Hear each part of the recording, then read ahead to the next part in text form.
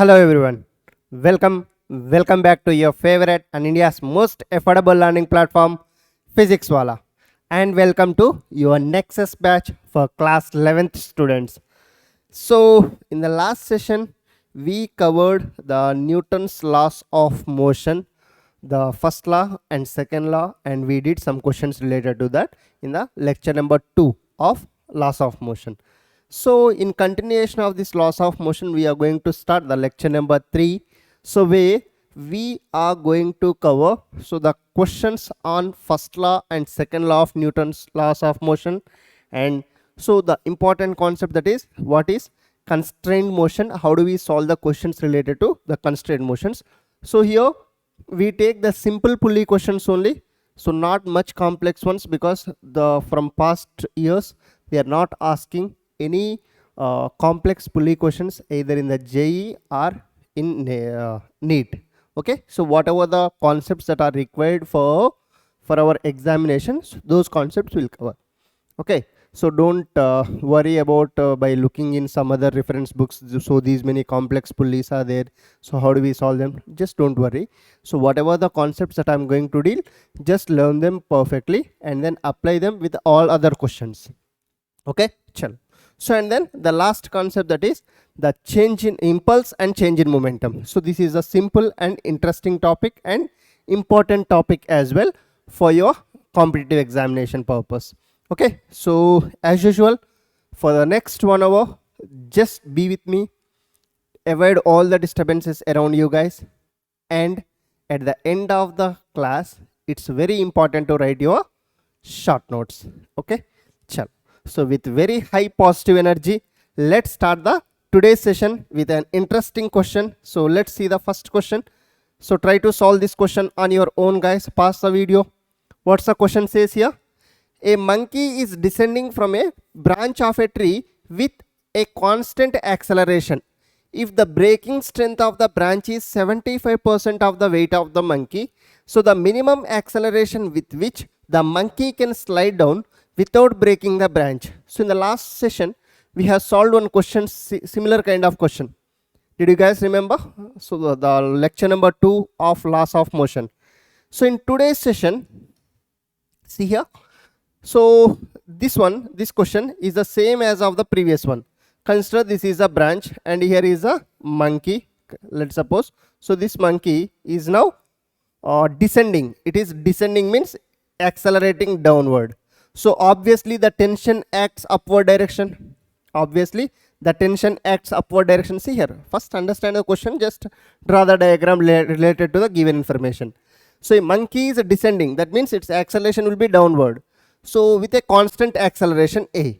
So if the braking strength of the branch is 75% of the weight of the monkey, so the minimum acceleration they are asking. See here. So its weight will be downward. Let's the monkey's mass be m. So its weight will be mg. So now as it is acceleration is downward, I can write the equation here that, let me change the color, guys. So here I can write, so the mg will be more minus the tension, which is equals to the monkey's mass into acceleration. I am just applying the Newton's second law here. So from here, excuse me guys, sorry, very sorry. So the acceleration A is equals to mg minus t by m. So the acceleration A is equals to mg minus t by m. So see here, now the concept comes. See here. So we have to find the minimum acceleration. We have to find the minimum acceleration. So if the braking strength of the branch is 75% of the weight of the monkey, so shall I say that if the acceleration has to be minimum, shall I say the tension has to be maximum? Yes or no? If this quantity is maximum, if you subtract it from the mg, so this whole thing will come small, less quantity. So if it is less and the denominator is more, so the acceleration will be minimum. Simple understanding. See here. So if the tension is more, then so if you subtract it from the mg, its weight, so then this quantity, the whole quantity is going to be some less in number. If the denominator is more than the numerator, So then I can say that this total thing will be minimum, the acceleration will come minimum. So to get the acceleration minimum, so its tension should be maximum. Yes or no? So what is the maximum tension they gave? If the, see here, the braking strength means the maximum tension it can withstand. So what is that? It's a 75% of the weight of the monkey. So 75% of weight of the monkey. What is the weight of the monkey? So here I can write. So the braking strength. So the braking strength is nothing but the T max. Let's write this point. So the braking strength is nothing but the tension maximum, T max. So which is equals to, so 75%, which is nothing but 75 by 100 of weight of the monkey. What is the weight of the monkey? Mg is the weight of the monkey. So obviously this is going to be 3 by 4 mg. Now substitute the values. See here, the acceleration minimum, the A minimum is equals to, we can write mg minus, so the tension minimum. So or else let's write the equation once. So the tension maximum, sorry, by m. So from here I can write mg minus, this is going to be 3 by 4 mg, the tension, maximum tension, by m, right? So here it's going to be 1 by 4. 1 minus 3 by 4 is nothing but 1 by 4 mg by m. So therefore here m cancel. So it's going to be g by 4. So the minimum acceleration with which the monkey can slide down without breaking the branch is going to be g by 4. Clear? While ascending, in the last class we have seen while ascending. Compare these two questions, guys. While ascending means the acceleration is upward. So that's why we wrote the equation tension minus mg is equals to ma. So there in the previous question it's tension minus mg is equals to ma. So if the acceleration has to be maximum in that question, so the tension has to be maximum. Getting? So in this, while descending, if the acceleration has to be minimum, so the tension has to be maximum. So understand the concept. Compare these two questions. Okay? Chal. So this is the answer C. So now let's see the next question. A rope of length L and mass M is hanging from a rigid support. So the tension in the rope at a distance L from the rigid support is, see here. So these are the standard type of questions. What they are saying in the question? Consider there is a rope which is hanging from the rigid support. Consider this is the rigid support and this is the rope, let's suppose. So this total rope has mass M and length L. Consider this rope has mass M and length L. Okay. So now what they are asking is, so from some distance L, what is the, or else let's suppose, so let it be some distance x. Okay. So then what is the tension developed in the string? See here. What is the, from the rigid support, the tension in the rope at a distance L from the rigid support is. So let's take x, better, let's take x. So x from the rigid support. So some distance x, what is the tension developed from some distance x from the rigid support? Try to understand clearly. See, first thing is, here what is the tension developed? Here they are asking. Here, what is the tension developed at this point? Here, what is the tension developed? See here, whatever the tension that will be developed due to this mass, yes or no, due to the remaining mass, just simply this is a rigid support, this is a rope, let's suppose. So now from rigid support at this distance, at this point, they are asking the what is the tension developed, right? So that means here the tension developed will be due to the remaining mass. So that's what. So remaining mass I am considering it as m dash. Remaining mass I am considering it as m dash. So if I draw this diagram clearly, see here the tension T will be there, and then downside, so this mass is m, so here m dash, sorry, this mass is m dash g. So the tension will be equals to m dash g. I can say the tension will be equals to m dash g. Now what is this mass? What is this mass? See, the total for the length L, for the total rope length L, it has a mass m. Mass m. Let's follow the unitary method. For 1 unit, so the length, the mass will be m by L.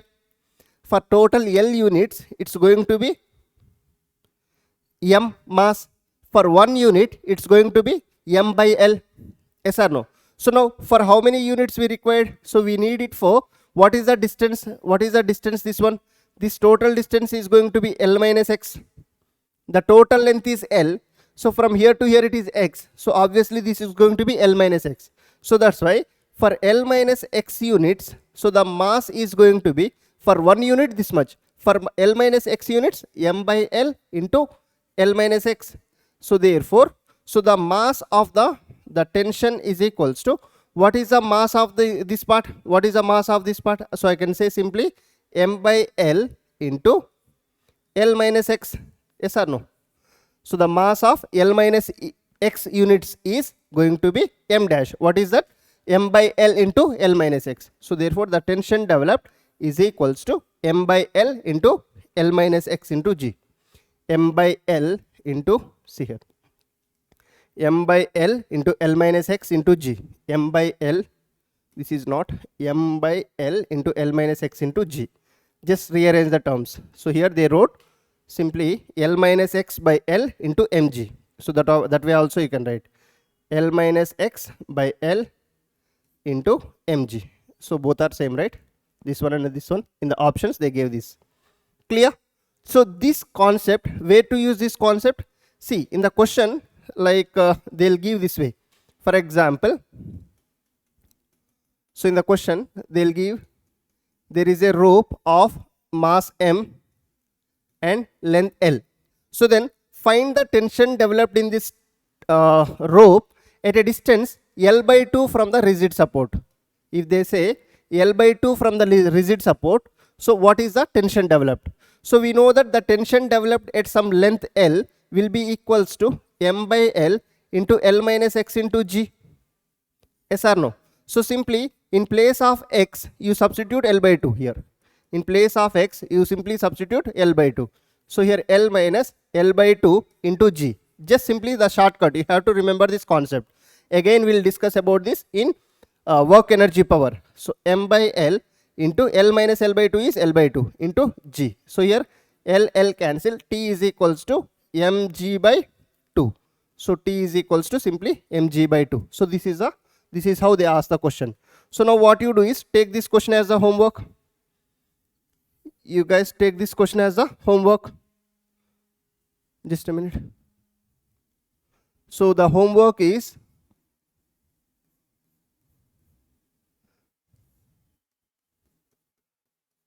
see here, this is a rope. So from here now find the tension developed in the string at a distance L by 4 from the rigid support. Find the tension developed at a distance L by 4 from the rigid support. So this rope has a mass m and length L. Mass m and length L. So you have to find the tension developed in the string at a distance L by 4 from the string rigid support. Clear? Chal. So let's take the next question. See, these are all the very simple and conceptual ones. Okay? Sure.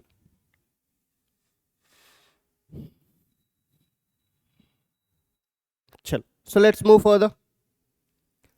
So the ratio of accelerations in two cases will be. So in the first case, what will be the acceleration? Here 2m mass is there. So this is 2 mg downward. So here m mass is there. So this is going to be mg. Obviously the acceleration will be in this side. So here the acceleration will be upside because here the mass is more. So in the case 1, in the first case, the acceleration is going to be, we know that net force by net mass. What is the net force? Simply 2 mg minus mg. Yes or no? 2 mg minus mg by the net mass, which is 2m plus m. So which is going to be 2 mg minus mg, mg by 2m plus m. So which is 3m. So from here it's going to be g by 3. So in the first case we got g by 3.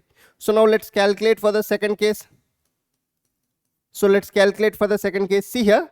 So here 2 mg force is acting downwards, and here the mass, here its weight is going to be mg. So therefore the acceleration in the second case, so let it be the acceleration in the first case. So let the acceleration in the second case will be equals to, so the 2 mg minus mg. by, here the net mass changes because here the only weight is there. There is no mass. See here. Understand the difference. Here two masses are there. For two masses, two weights. But here directly the weight is given. 2 mg is a weight that is given. There is no mass. Okay. The net mass will be m only. The net mass is m only. Understanding the difference? So here the acceleration 2 will be equals to 2 mg minus mg. Mg by m. So here it's going to be g. So this is acceleration 2. So what they are asking? They are asking the ratio of acceleration a1 by a2, which is g by 3 by g. So g cancel. So which is going to be 1:3. Option C is the correct one. 1:3. Clear everyone? So don't say that here what many students will do is, so here g by 3. So here also they will say 2 mg minus mg. So here 2m mass, here m mass. So it's going to be 3m. So again g by 3. So the ratio is 1:1 there, right? No. So it's a, here this is not the mass. It's directly the weight attached. Done? Chal. So next the important concept, that is the constraint motion. So the constraint motion is nothing but whenever the object is forced to move in a restricted way. So see here, this is the body mass m1. So this is the body of mass m2. So if you are trying to bring it to this side, so it will come till here. So then after this it will not move. So that's called the constraint motion.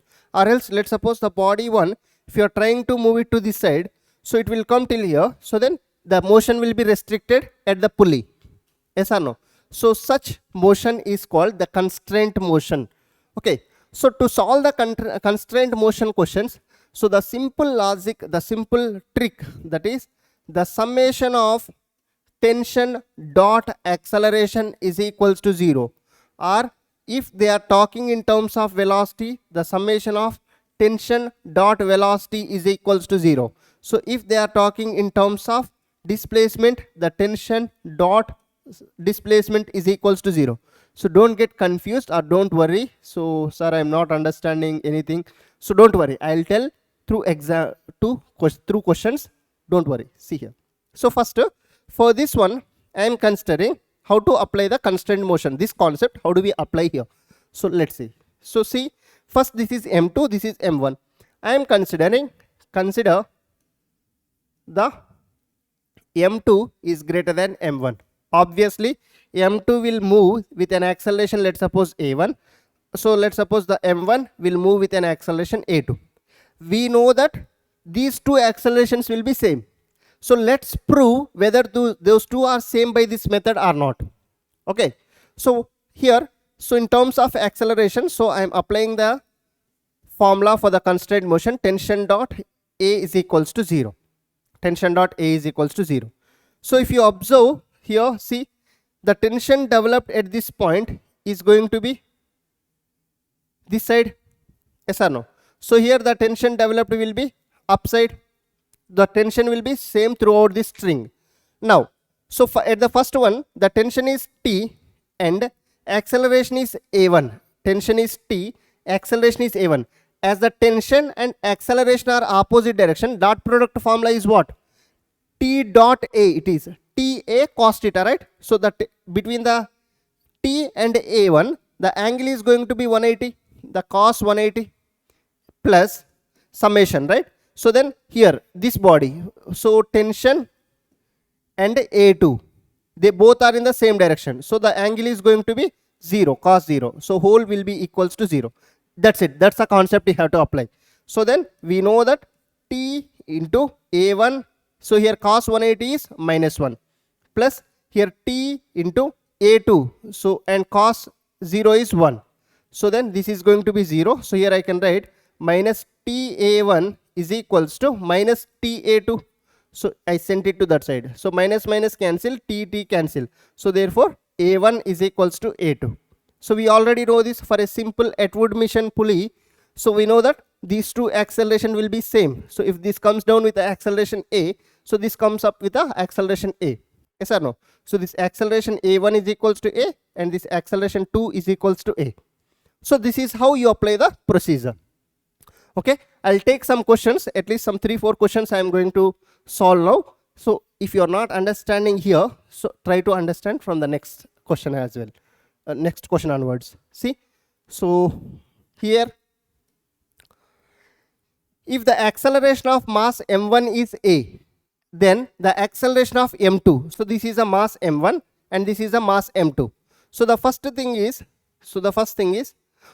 so consider its weight m2g downward, and then its weight m1g downward.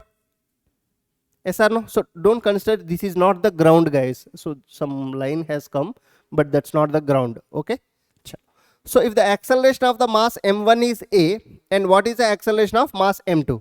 So the first thing is, so see here, I am considering, so the m2 is greater than m1. Let's consider, your wish. Let's consider m2 is greater than m1. So now, if it comes down with an acceleration, let's consider a1, then it should accelerate with an acceleration a2 upward. This comes down with an acceleration a1, so this should come up with acceleration a2. So simply apply the concept, that is the summation of tension into acceleration is equals to 0. Just you have to draw the free body diagram. You have to understand what are the forces acting. See here the tension is going to be this side. Here the tension is going to be this side. So this is fine. So here tension, see here tension T, so that here also the tension T, obviously, and then the string is same, so here also the tension T. So here tension T, here tension T. Obviously away from this pulley the tension will be 2T here. If it is 2T here, away from this M1 the tension will be 2T. Understand the concept clearly. So here T, so and again here T, and again here T. So 2T is at T and T is acting up from this pulley. So if it is T and T, so away from this pulley down, so it should be 2T, right? This T and T are balanced by same 2T. So if it is 2T, so here also away from the mass m1 2T. So that's why for I can write like, so 2T is upward and acceleration also is in the same direction, a2 into cos 0, as they both are in the same direction. That's it. You have to understand this concept only here. So 2T is the tension here and acceleration a2, they both are in the same direction, cos 0. And see here for the m2 mass, I can say that, so its tension is upward and acceleration is downward, acceleration a1, so therefore cos 180 here. Okay, so then I can simply write, so this is going to be 2T a2 minus here T a1. So if you understand the concept, as the both are in the same direction, you can directly write 2T a2 here. So as they both are in the opposite direction here, minus T a1, no need to write this step also. Okay, so chalo, so here we have got 2T a2 is equals to T a1. So then T cancel, so therefore the a1 is equals to 2 a2. The a1 is equals to 2 a2. So that means, so if a1 is equals to, if a2 is equals to a, so then the a1 will be equals to 2a2, 2a. Yes or no? If a2 is equals to a, so then a1 will be equals to 2 times the a2, right? a2 means a, so 2 times the a. So what they are asking? They are asking the acceleration of mass m2. So mass m2 will have the acceleration of 2a. Clear? Understood the concept? Chalo, next. So I'll take one more question. So try to solve this question on your own, guys. See here, we have to find the acceleration of a and b here. So this is a block A, this is a block B. So we know that its weight 2g comes down and then its weight 1g. Obviously here values are given. So its acceleration will be, let's suppose a1, its acceleration will be a2 upside. Yes or no? So then, and the next thing is writing the tensions. So here the tension T, so that here also the tension T, so that here also the tension T. So obviously if the tension T and T here away from this pulley 2T, and throughout this string the tension remains same. So away from this block 2T. That's it. Same concept, previous one, right? So now you can apply the concept. So as 2T and A2 are in the same direction, I can write 2T into A2. So cos 0 between them, right? Plus here T and A1 are in the opposite direction. So T into A1 into cos 180 degrees. So which is equals to 0. So here I can write 2ta2 minus ta1 is equals to 0. So from here I can write, so 2ta2 is equals to ta1, right? So here t cancel. So 2a2 is equals to a1. So therefore a1 is equals to 2a2. So that means let's consider if this a2 is equals to a, so this will be equals to 2a. Yes or no? So if this a2 is equals to a1 will be equals to 2a. But what they are asking the acceleration of a and b separately. So now what I am going to do is, let's draw the free body diagram of each one. So let's take the A block. So A block's free body diagram you write down. So what is the free body diagram of A? So the tension upward and then 2g downward. The tension upward and 2g downward, right? And acceleration 2a downward. Acceleration 2a downward. So now write the equation. So as the acceleration is more, acceleration is downside, I can write 2g minus t is equals to its mass is 2 kg into its acceleration. Okay. So here 2g minus t is equals to 4a. Let it be equation number 1. See, we are not doing anything. We got the relation between accelerations. Now I am drawing the free body diagram of 2 kg block. So what is the free body diagram? Tension acting up. So its weight 2g downwards and its acceleration is downward. With what acceleration? 2a acceleration.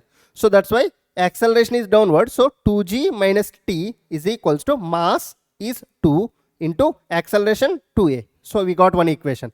Similarly, draw the 1 kg block's free body diagram. Here is a 1 kg block. So where 2t is upward, yes, and 1g is downward, and its acceleration a is upward. So here also you apply the equation. So as its acceleration is up, so we can write 2t minus 1g means g is equals to its mass 1 into the acceleration a. So therefore we have got 2t minus g is equals to a. Let it be equation number 2. Let it be equation number 2. So now let's write these two equations here. The first equation we have got 2g minus t is equals to 4a, right? And what is the second equation we have got? So 2t minus g is equals to a.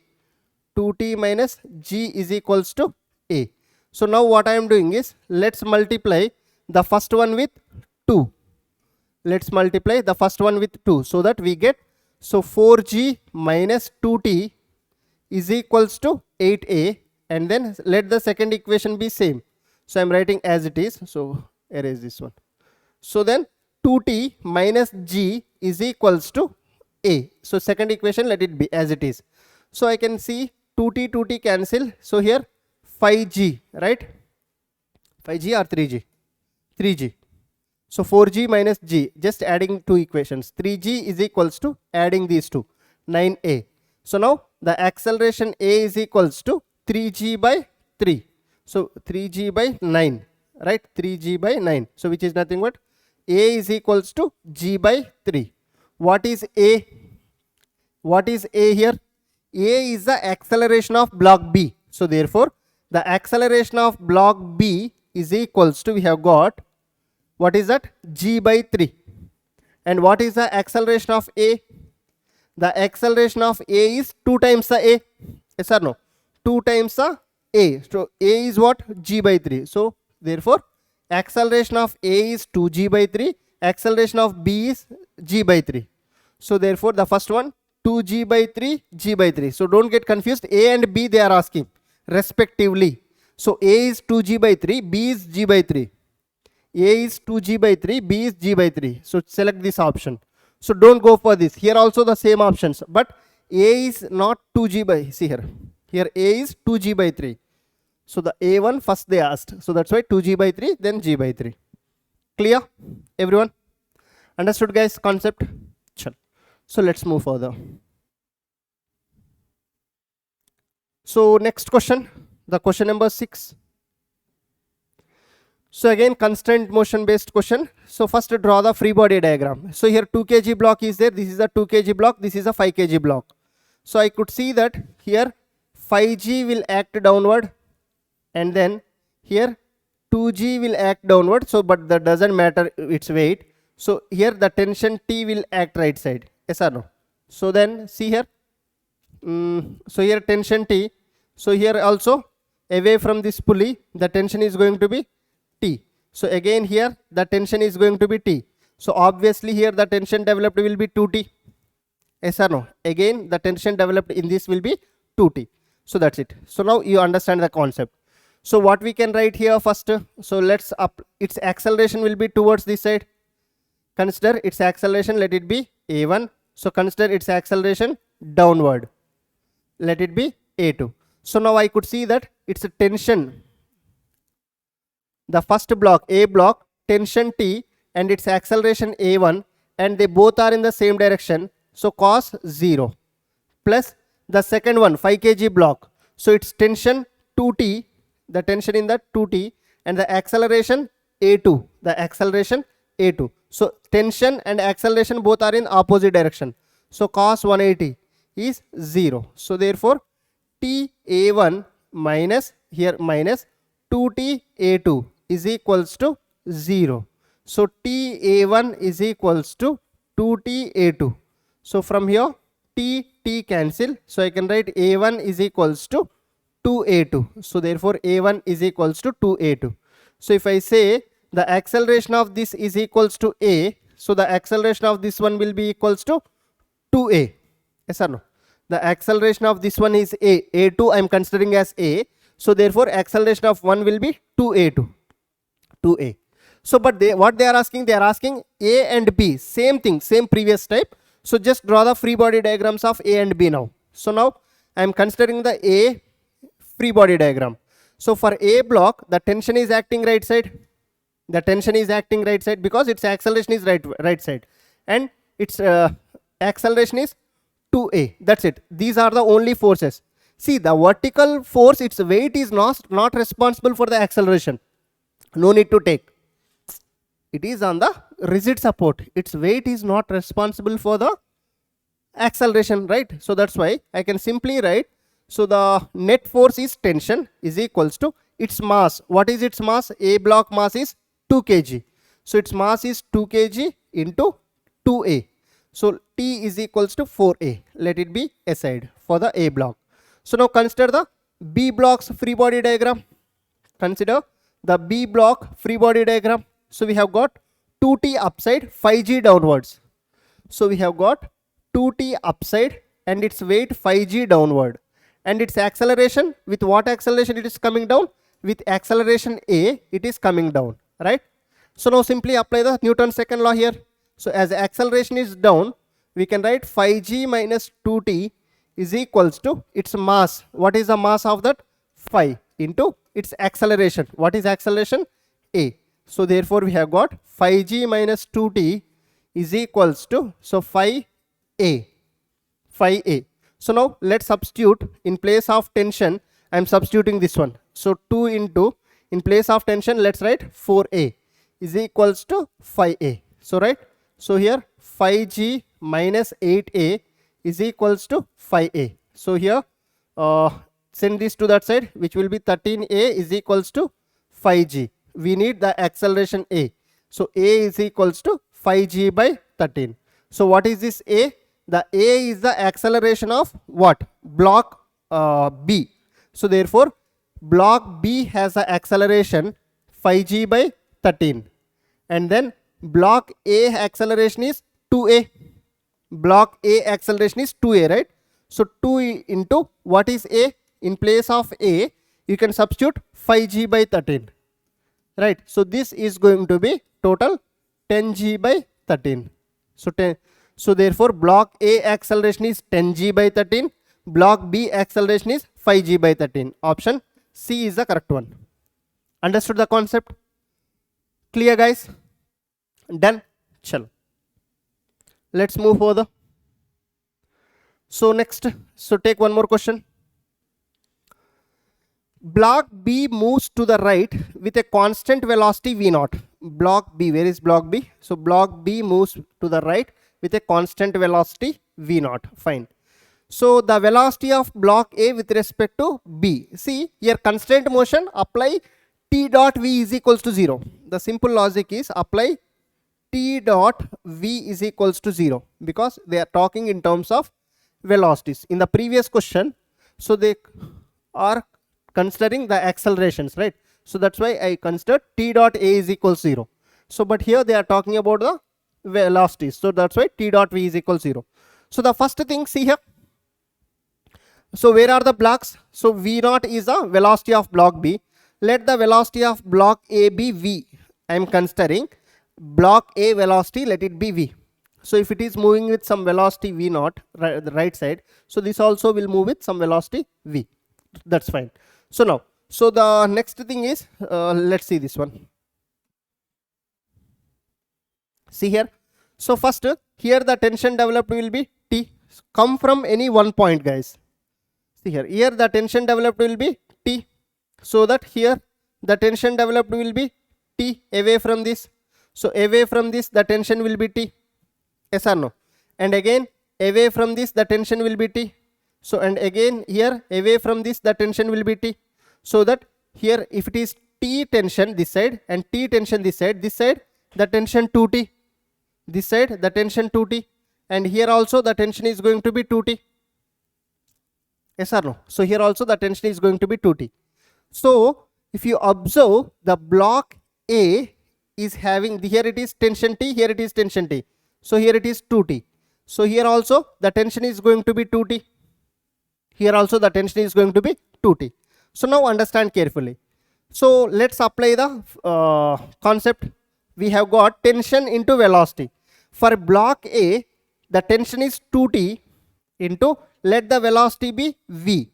So tension and velocity, they both are in the same direction. Obviously if it is moving right side, so this whole thing will move right side itself. So 2T into V. So now 2T into V, next cos 0, right? They both are in the same direction. So next thing is here what is the block B total tension? Here tension T for the block B, here 2T. So see here, these two are acting on the block B itself. So that's why total tension is 3T. Okay, and velocity V naught into cos 180 because they both are acting in the opposite direction. This point is clear here. So here tension T, here 2T. So total 3T for the block B. And velocity is that side, tension is this side. So that's why 180 degrees. Here tension 2T and the velocity will also be in the same direction. So that's why it's a 2T. So into V. So here 2T into V minus 3T into V naught is equals to 0. So obviously here we get 2TV minus 3T is equals to 3T V naught. So TT cancel. So what do we need? We need the velocity of block A, which is equals to 3 by 2 V naught. So we need V, right? So V is the velocity of block A, which is equals to 3 by 2 V naught. So but they are not asking what is the velocity of A. See here, the velocity of body A relative to B. The velocity of body A relative to B they are asking. Don't directly put 3 by 2, 3 V naught by 2 towards right. So don't put this option directly. So here the relative to B they are asking. Relative to B means velocity of A minus velocity of B. We already studied the relative velocity concept, right? So velocity of A minus velocity of B.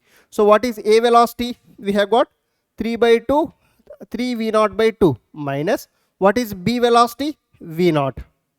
Yes or no? B velocity V naught. So from here, so we can write this as 2 is the LCM. So this is 3 V naught minus 2 V naught. So which is V naught by 2. So V naught by 2 towards right. Option B is the correct one. Understood? Clear? So this is how we should solve the questions related to constraint motion, guys. Hope you guys understood the concept. Any constraint motion question, you can follow this method. Done? Sure. So now let's move on to the next concept, that is impulse and change in momentum. So the last concept of today's class, so which is very pretty easy concept. See here. So when a large force acts on a body for very small time, I'll give you the simple example. Let's suppose, so the bowler is coming and then the batsman hit the ball. Okay. So the bowler is bowling the ball at a speed of 140 or 150 kilometer per hour. Let's suppose 140 kilometer per hour or something like that. Okay. So, and the batsman connects the ball just for a fraction of seconds. The ball will not be in contact with the bat for not a longer time, right? What batsman will do? So he'll just hit it, right? So that means for a small fraction of time, he'll apply the very large force. Just imagine the MSD's Mahendra Singh Dhoni's helicopter shot. So what he'll do? So he'll just apply the force, large force for very small time. Yes or no? When a large force acts for a very small time, so that's called the impulse. That's called the impulse. That's it. So the product of average force for that time and time itself is called impulse, which is nothing but the impulse is equals to that average force into time. So the impulse is equals to F average into time. That's it. Impulse is equals to F average into time. Clear? So this is what you have to remember. Done this part. So simple impulse formula. Next. So what is the relation between impulse and change in momentum? See here. So we know that the impulse is equals to F average into time taken. The impulse is equals to F average into time taken. So then, so we know that from the Newton's second law, F is equals to dP by dt. F is equals to dP by dt. So from here, so dP, the change in momentum, is equals to F into dt. F into dt. What is impulse? So the large force acts on a body for very small time. So if you observe, so the change in momentum is force into dt. Force into dt. So the impulse is also the force into dt. The force into dt. So let it be equation number 1. Let it be the equation number 2. So then I can say that the impulse is equals to the change in momentum. Simply, the impulse is nothing but the change in the momentum. So the impulse is equals to change in momentum. Simple concept, just understand carefully. The impulse is nothing but the change in momentum. So we know impulse is equals to F average into very small time. So that very small time I am writing dt. F average into dt. So what is from Newton's second law? So this is from the second law of motion. From the Newton's second law, F is equals to dP by dt. So and dP is equals to F dt. So see here, here F dt, here F dt. So I can say that impulse is equals to change in momentum. That's it. Done. Right? And one more thing that you have to understand here. See, from here I can say that so the change in momentum is equals to F dt, right? So if I integrate it on either side, which is equals to this one. So which is nothing but integration of dP is nothing but momentum. So or the change in momentum delta P, let's suppose. So then which is going to be F dt. So what is integration means? Integration is nothing but area under the curve. So I can simply say that the area under FT curve will result in the change in momentum. The area under FT curve, very important, see here, area under FT curve, force versus time curve, area will result in what? The change in momentum. Will result in change in momentum. So the change in momentum is nothing but the impulse, which is also equals to the impulse. Done. This is equals to, guys. Okay, just write it horizontally. I don't have space, that's why I wrote it like this. Clear this part? Chal. Next, so let's take the simple question. So the question number 8. See, a baseball player hits back the ball straight in the direction of the bowler without changing its initial speed 12 meter per second. So first see here, some baseball player who thrown it with 12 meter per second, and then another baseball player, he thrown it with the same velocity in the opposite direction. That's what they are saying. So changing without changing its initial speed, so just he hits it back. Okay, so if the mass of the ball is 0.15 kg, so if the mass of the block is 0.15 kg, So then find the impulse imparted to the ball. So what is the impulse formula? The impulse is equals to, in this case, force into time.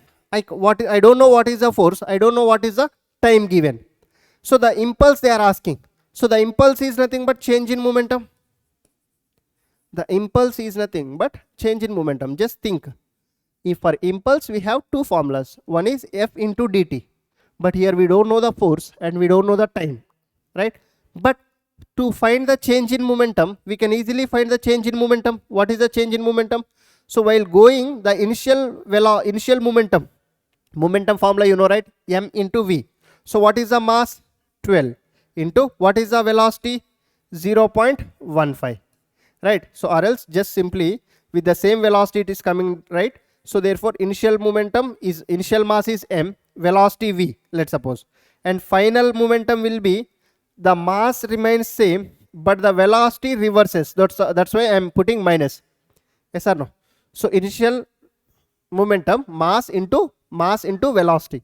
So final momentum is mass remains same but velocity reverse direction, right? So that's why minus mv. So then what is the change in momentum now? Which is P final minus P initial. So what is P final minus P initial? P final is minus mv, P initial is minus mv. So which is nothing but minus 2 mv. So just consider the magnitude of the change in momentum. So which is 2 mv. So which is nothing but the change in momentum is here what? 2 mv. Impulse is equals to magnitude of the change in momentum. So 2 into mass, which is 0.15, into the velocity, which is 12, right? So this comes out to be, so 24 15, so 360. So 360 means 3.6 I guess. So 3.6 Newton second, right? 3.6 Newton second. Option C. Done. Yes or no? This is 0.3. So 0.3 into 12, which is 3.6. Done. Next. So let's take the next question. So what's the question says?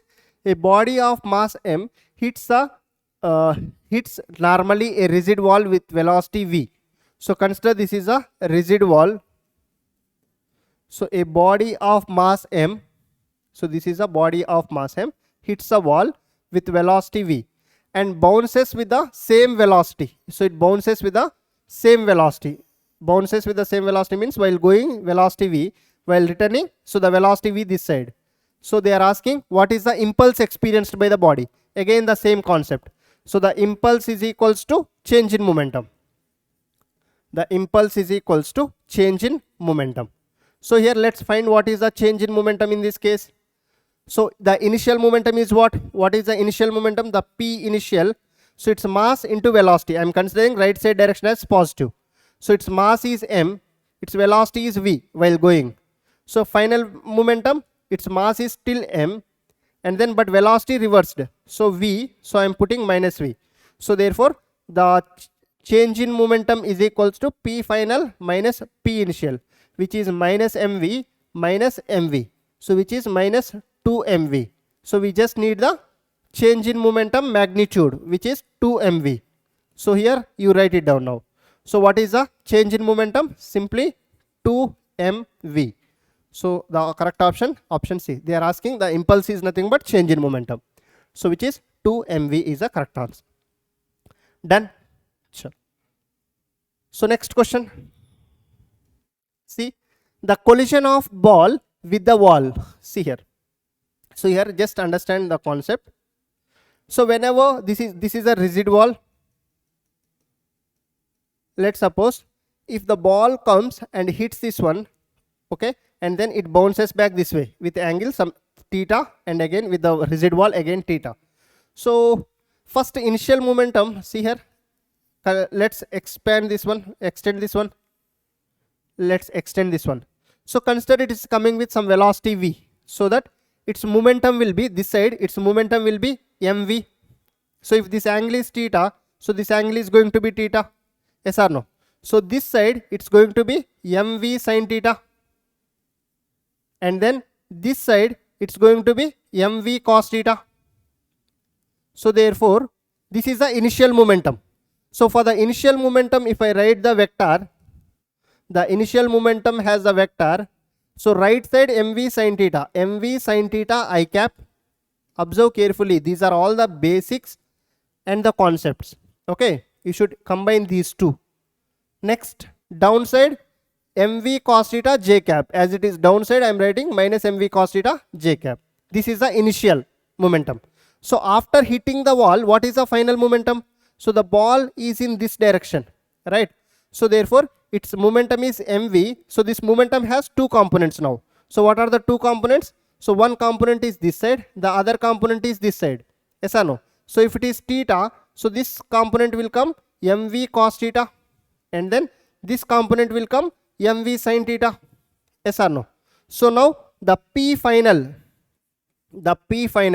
in the x direction, it is negative x direction. So that's why minus mv sin theta I cap here.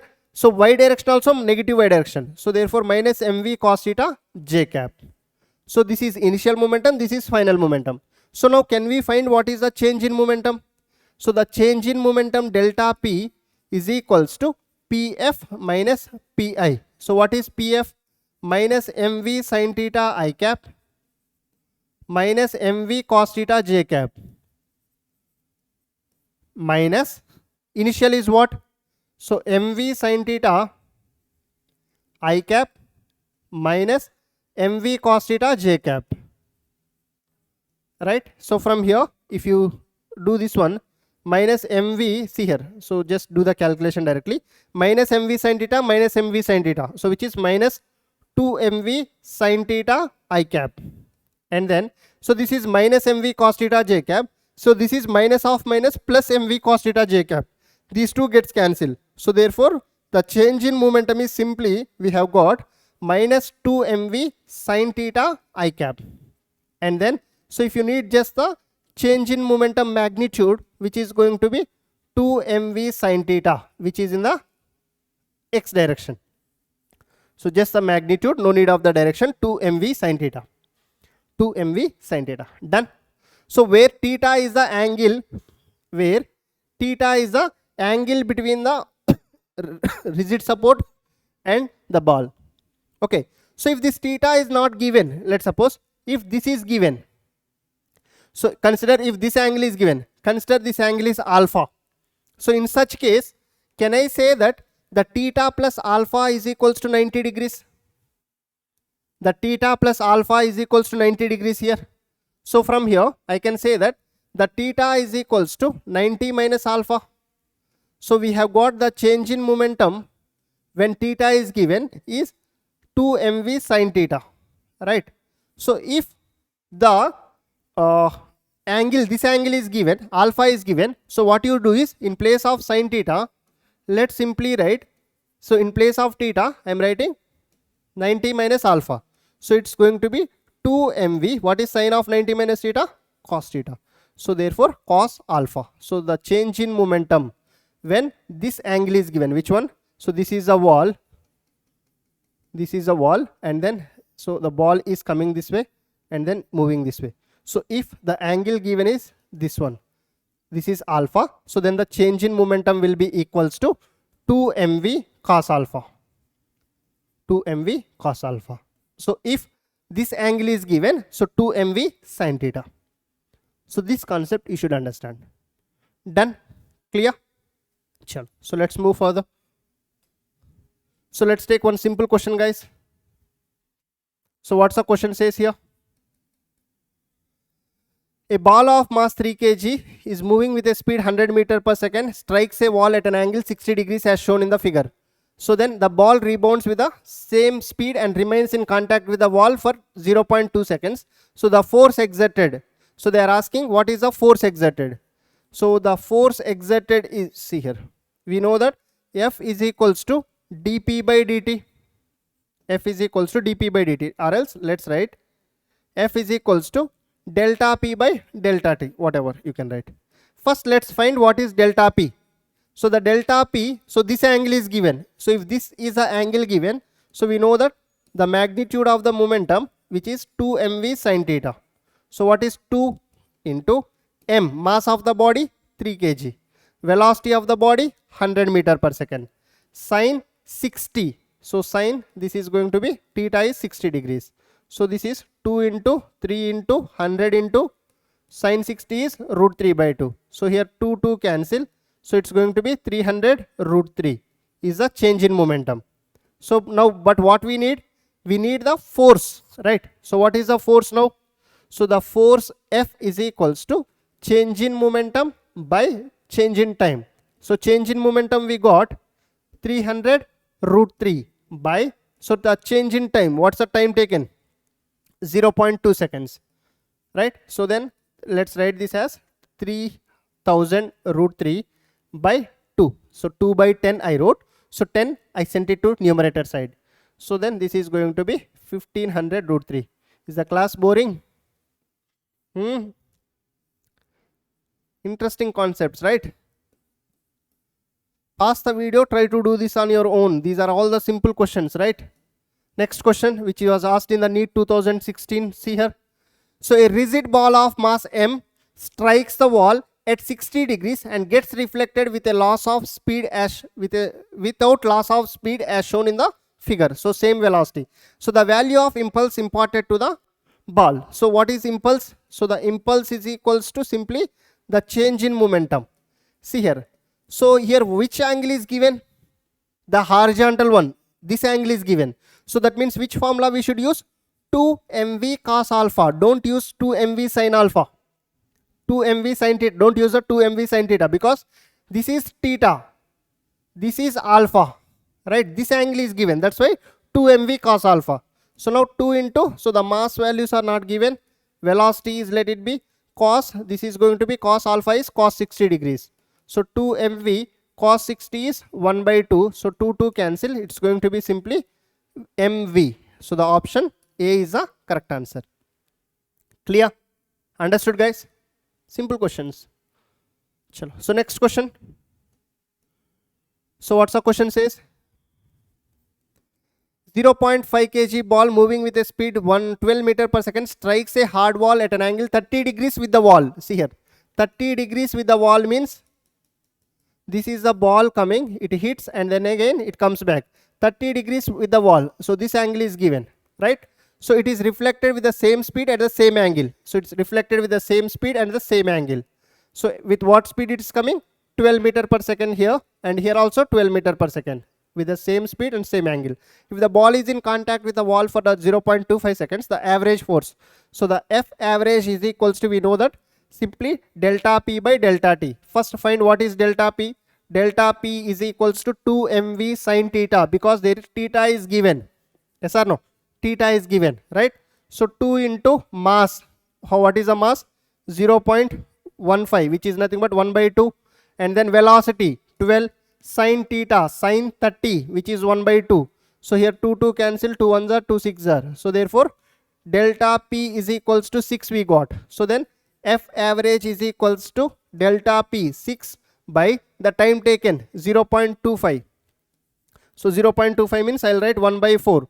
So which is nothing but 4 will come up. So F is 24 newtons. Option C. Direct question again, right? Next. So then calculation of impulse graphical method. As I discussed in the previous slide, we know that the impulse is equals to change in momentum. The impulse is equals to change in momentum, right? And what is change in momentum? So what is change in momentum? So F is equals to dp by dt, which is nothing but dp is equals to f dt, right? So if you integrate on either side, so integration of dp is equals to integration of f dt. What is integration of dp? The change in momentum, overall change in momentum, which is integration of f dt. So that means the area under ft curve will result in so impulse as well as the change in momentum. So the area under ft curve, this is nothing but area under ft curve. Area under ft curve results in impulse and change in momentum. Both impulse and change in momentum. That's it. Okay. Chalo. So let's see one question. So the simple question, hope you guys can do easily. From this curve determine, so the first impulse delivered. So what is this curve? Force is given, time is given. So the first question, so the impulse is equals to area under FT curve. Area under FT curve. So the FT curve is in the shape of triangle. So therefore half into triangle area I am taking. Base is what? 2.5 here, 1 here. 2.5 minus 1, which is 1.5 into, so base into height. What is the maximum height? 18,000. Right. So from here, so what we can do? So this is 9,000. Yes or no? So 9,000 into 3 by 2. 1 by, this is 4,500. So which is 12,000. This is 13,500 newtons. 13,500. That's the impulse delivered. So then what is the change in, what is the average force? So the F average is equals to, what is that? Change in momentum by the time taken. So what is change in momentum? 13,500, right? Change in momentum and impulse both are same. And what is the time taken? So here 1, here 1, 2.5. So which is simply 1.5. So what you do is 13,500 into 2 by 3 you do. So this I wrote it as 3 by 2. So then 2 will go up, right? So this is going to be 27,000 by 3, which is nothing but 9,000 newtons. Done? Clear everyone? Simple questions. So the next question. So can you guys do this as a homework? Can you guys do this question as a homework? So simply you have to find the change in momentum. That's it. From 0 to 8 seconds. Okay. So this length, consider it as 3. See here. This length, consider it as 3. The height. Okay. So take this as a homework. So next, see here. Sand is being dropped on a conveyor belt at the rate m kg per second. See here. So interesting question. The force necessary to keep the belt moving with a constant velocity of v meter per second is. See here. So this question is based on the second law of motion. So what's the question says? The sand is being dropped on a conveyor belt. So first m kg per meter, m kg per second. So that means in the first second some mass is dropped, second some mass is dropped, and third second some mass is dropped. So that means the mass is varying with the time. Here the mass is varying with the time. Yes or no? So that's why here the dm by dt is not equals to 0 in this case. The dm by dt is not equals to 0. So they are asking what is the force necessary to keep belt moving with a constant velocity. Here the velocity is constant. So the force is equals to, we have got, so the dp by dt, so which we write it as d by dt of mv. So which is nothing but, so m into dv by dt plus v into dm by dt. Yes or no? So here the mass is not constant, mass is not constant. So but velocity is constant. If the velocity is constant, this term will become 0. So this whole term will become 0. We have only v into dm by dt. So what is given? What is the rate of mass? See here, the rate of mass kg per second, dm by dt is given in the question. Dm by dt is capital M, right? So therefore v into dm by dt I am writing m. So therefore the force is mv Newton. So the force is simply mv Newton. Interesting question again. Clear? So that's it guys. So this is all about the constraint motion, Newton's first law and second law based questions, and then impulse and change in momentum. Okay. So if you have any doubt, you just comment down. I'll try to answer it in the next session itself. Okay. So we'll meet in the next session, that is tomorrow, where we are going to discuss the pseudo force and the spring force in the next session. So till then, keep studying. All the very best guys. Bye. Take care.